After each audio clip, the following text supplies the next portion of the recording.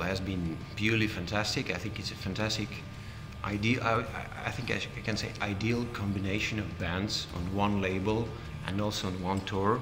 Perfect match for the audience, and also fantastic, you know, chemistry between the bands, musicians. Very good atmosphere.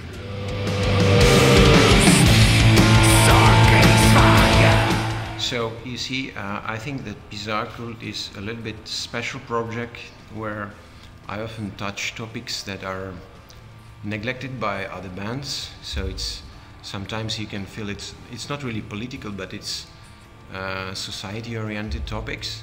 So for Kongen, this comes from you know, reading and learning about activism against animal violence, but it's also multi-layered, that it's also against violence in humans in principle. Yeah, so the rest, I mean, very often, even if we talk about violence topic against animal violence, it's always through my own personal perspective, how I experience this. So basically the rest of the album is often personal topics like relationships with other people I know, or something that was in the past put through a prism of experience. So we actually worked with the very same artist, and it was a very good decision from the beginning that we.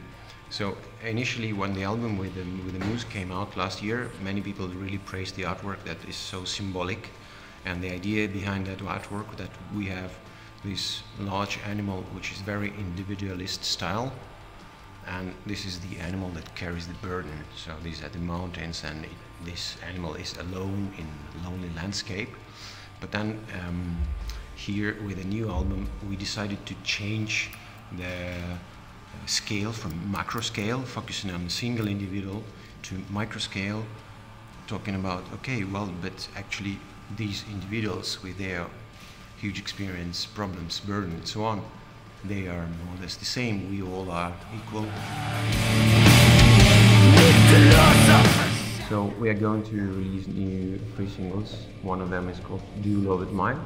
It's about relationships in a couple and how people fail what they promised to their loved ones. And we have a very good video which also touches this topic with yeah, man-woman relationship or couple relationship, regardless of man-woman, whatever. Then we have another, I mean, it's all very personal. So then another single called Meet the Stormen, In the Middle of the Storm. It's again very personal about a loss in a family, and this message came during the summer in the middle of storm weather.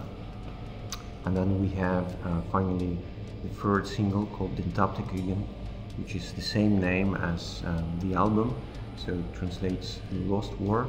And here it's a very important track for me personally, because first of all it's again multi-layered with different meanings on personal level, also on more generalized level.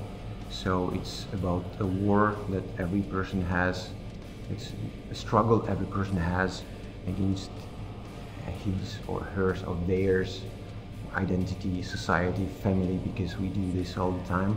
You know, you need to find your way in life and you have different obstacles, you touch it in a different way. But also for me it's a very personal track, because this is the track where I used 2 languages, Russian language and also Norwegian language, and it's kind of transformatory through the lyrics. Also it follows the idea behind the song.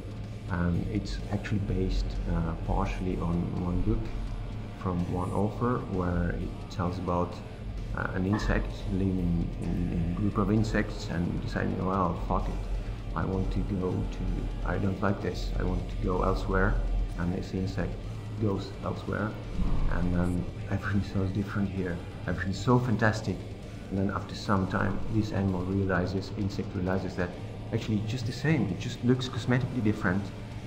And then this insect decides, well, actually I need to go elsewhere, I don't want this the same. And then it digs more and finally goes where he dies. So, and I mean, for me it's like, this is also the idea for myself, That's the idea behind Russian lyrics and Norwegian lyrics. It's my personal identity question, you know. I come from background from one country, I come to another country, but what I'm trying to say, it's kind of the same. You are the same person, it's just how you see things. You think it's different, but it's basically the same. Well, I don't really feel that there's a need to compete with that. For me, it's more like, this is what I want to do, this is my music, these are my words, this is what I want to say. If people like it, I really appreciate it. I really like to get feedback and, you know, discuss with people the aspects of music, lyrics and so on. If people don't like it, well, okay, fine, I'm fine with it. So there's no competition for me. I don't compete with anyone. It's just that I'm trying to share the art with people, and if they like it, I'm happy. If they don't like it, I'm happy regardless, because the aim is, I mean, this is not done to please someone or, you know, to, hey, I'm here, this is great stuff. It's more like, you know, to tell yourself, I've done what I should have done for myself, for my family, for my friends, and so on.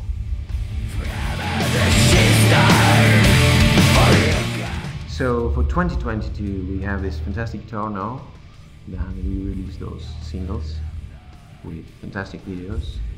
Then we have the album coming early in 2023, and I hope there will be a lot of action going on summer 23, autumn 23.